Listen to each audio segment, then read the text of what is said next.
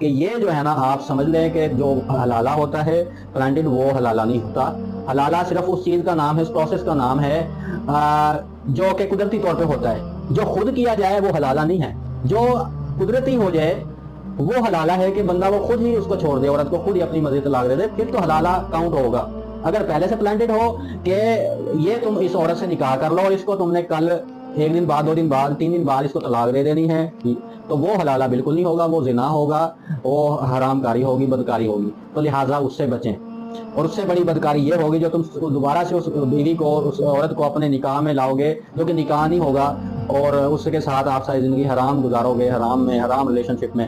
کبھی بھی 3 طلاقیں نہ دیں اور اس کے بعد حلالہ خود نہ کروائیں انٹینشنلی. ٹھیک ہے, میرا یہی میسج ہے, یہی کنکلوژن ہے, اور یہی آپ کو سمجھانے کا مقصد ہے کہ یہ جو ہے نا آپ سمجھ لیں کہ جو حلالہ ہوتا ہے پلانٹڈ وہ حلالہ نہیں ہوتا.